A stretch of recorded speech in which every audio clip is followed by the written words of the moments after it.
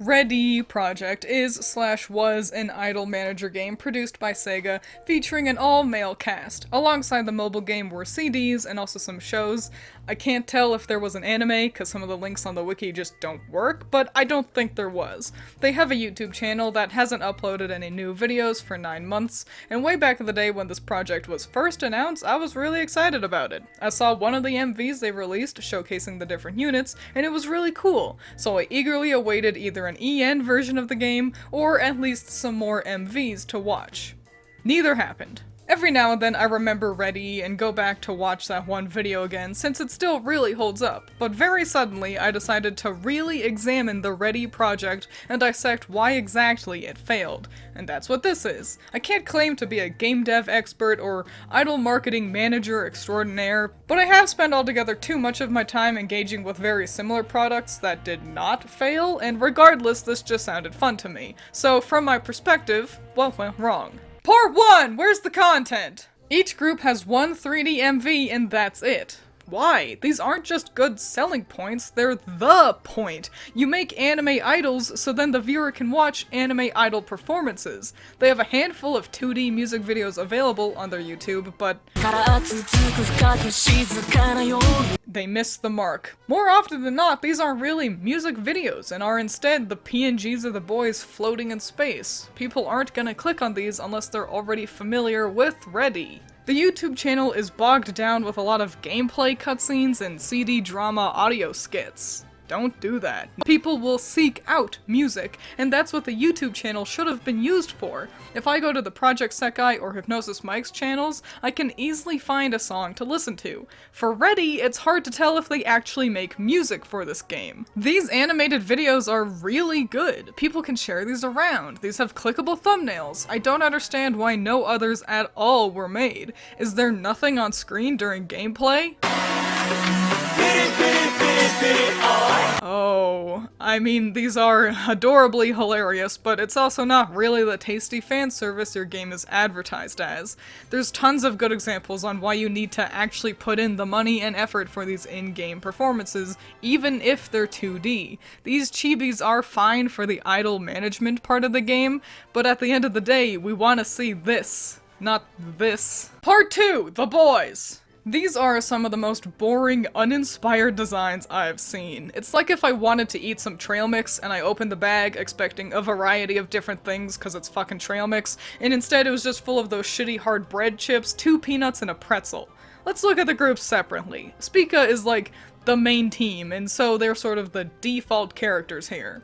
Literally, they look like AI-generated boys based on the generic tropes you can find in any otome game. The humble, princely one, the loud, sporty one, the tactical, grouchy one with glasses, the pretty one who's kinda dumb, and the shota. I've seen these before. Innovate. But the other groups don't fare much better. Mountain Rocket has a colorful vibe and 2 sporty boys. Just For You has 2 shotas and a default protagonist boy. Genuinely, I can't tell what really differentiates these 3 groups. 3 of the 5 teams feel the exact same, not helped by their units having no discernible theme. To look towards Project Sekai, each group has an immediately understandable aesthetic. Vivid Bad Squad is hip-hop, Wonderland Showtime is circus, Night Court is sad, etc. If the characters of Readyyy are going to be so generic, at least give them clearly different themes in terms of design. The other 2 units, Ray Glance and La Verita, do that pretty well. Okay, these boys are evil and these ones are fancy. Understood. But it still stands that 13 of the 18 boys feel like background characters. They feel like they were designed by men who don't really know how to design interesting looks for male characters. Oh, because men can't have all the different unique hair lengths and styles as girls. Okay, let's compare to Hypnosis Mike, where right off the bat each character has a distinct look and feel to them, helped by each character having an immediately clear main color scheme. Even characters with similar color palettes are distinct with the use of colors across the design. And it's even further helped by how uniquely they all dress. The boys are all fashionable, with bold silhouettes and a fun variety of aesthetics across them. Even those who fall into the default tropes I pointed out for Spica are clearly distinct due to their fashion, hairstyle, and overall conveyance of character. Kazooie is very good at making eye-catching, unique, and recognizable designs. Even if you're unfamiliar with Hypnosis Mic, you can look at the characters and easily pick a favorite. Meanwhile, here in Readyyy, they seem to have 3 character types repeated over and over. Who's my favorite? Bro, I can't even tell what the difference is between most of these characters. He's my favorite, I guess. He looks like an adult, actually. Part 3. Fan service? Bitch, where? So Readyyy, at its core, was primarily a mobile game. The game has been shut down, but the project is still going, so I guess they're still making music. But a major element to Readyyy was the mobile game, and it's a classic gacha mobile game affair. It's not explicit at all, but there are rarer cards that should be tantalizing and desirable, so players spend money to get the cards of their favorite character. This sucks. These are the rare cards you expect people to spend money on? Boring compositions, boring lighting. Like, you get making these as good as possible is the point, right? Even if Sega wanted to skew away from fan service, at least make them look cool. You don't need to put them in skimpy outfits or something, but you gotta do more than these boring distance shots. Part 4, they're all the same. With time and money, all of these problems could have been alleviated. The early stages of projects are often a bit underwhelming in the long run. There's always room to grow. But the problem is that, of course, no one took the original bait to jump into Readyyy because their main, big, cool marketing tactic of these 3D MVs suck at actually selling this product. Spica's MV is fine. This animation is really nice, the choreo is bouncy, and the overall tone of the MV is fun. We get a good look at each boy, even though we don't get to hear them all sing individually, which is a shame. But in general, for this being the generic default face of the project, this is nice, with a simple pop song.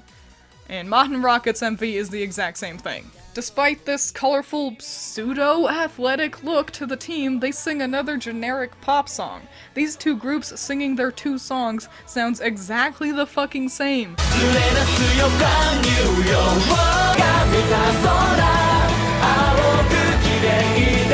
They are tonally indistinguishable from Spica, but with designs that don't even leave an impact. Spica may be generic looking, but at least they're different generic iterations of clear tropes. Watching Mach Rocket's MV gives me no idea on what any of these characters are like beyond, I bet that one likes basketball.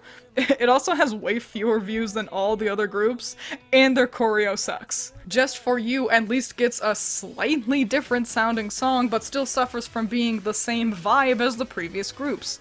I get that they're all idols, so obviously they aren't going to be as distinct as we see in something like Project Sekai, but I wish they didn't all feel so dang similar in terms of their performances.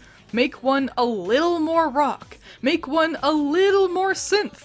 The fact that listening to these 3 songs without seeing the MVs would leave many assuming they were all by the same group is bad. They did this successfully with the last 2 groups, so what gives? These MVs are selling the game and you've sold the exact same thing 3 times here. Make them stand out. Make them memorable. Something they seemed to figure out by Lavarita's MV. The fact that they're a duet already helps them from feeling like the same thing again, but starting with this frankly creepy shot of Uta staring into the camera is really striking.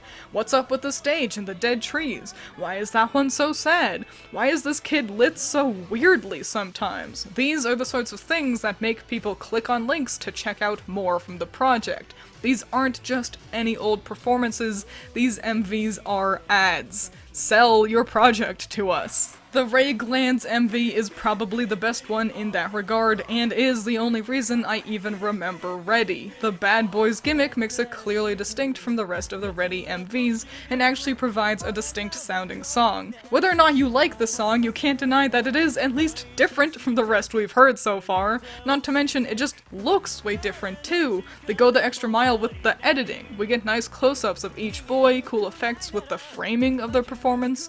The others all just saw the camera flounder around the stage, while this MV mixes the fun of a live performance with the character of animation in a really great way.